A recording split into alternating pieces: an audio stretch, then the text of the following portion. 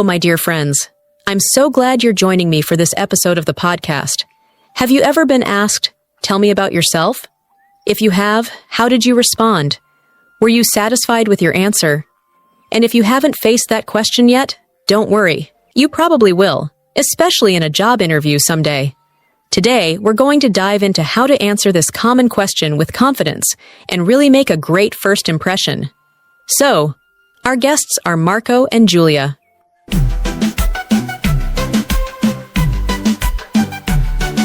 Hello, Marco. How have you been? I'm great, Sophia. Thanks. How about you? I'm awesome.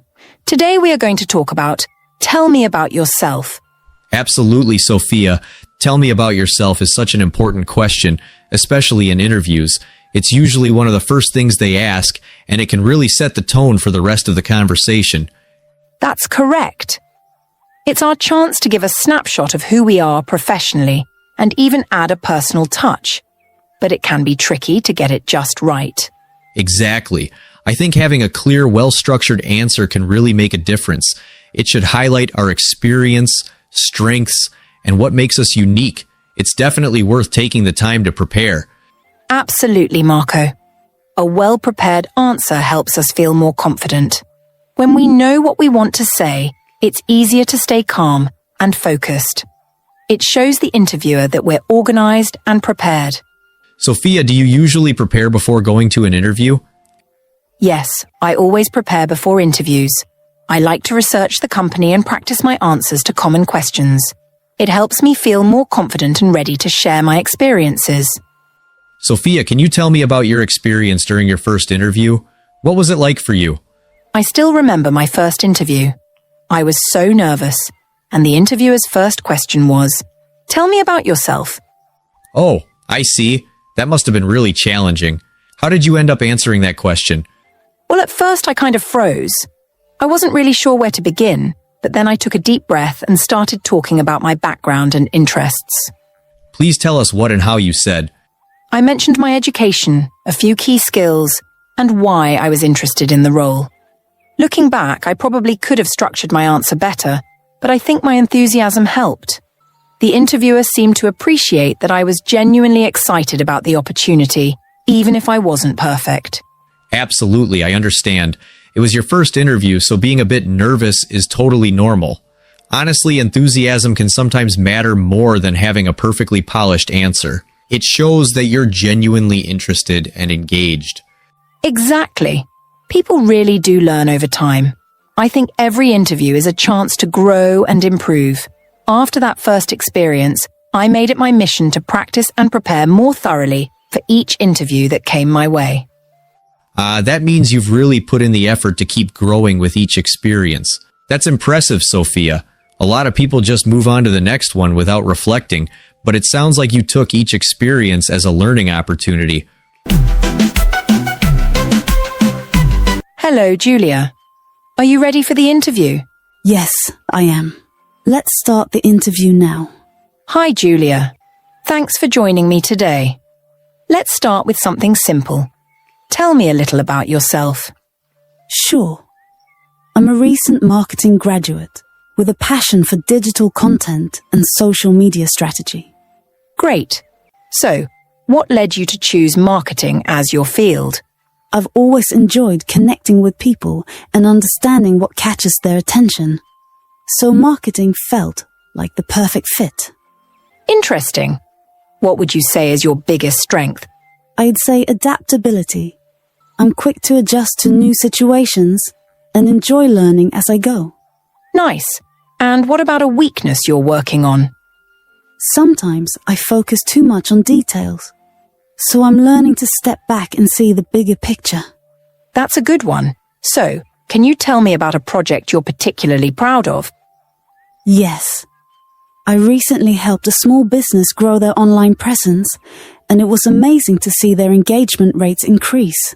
Sounds rewarding. How do you approach teamwork?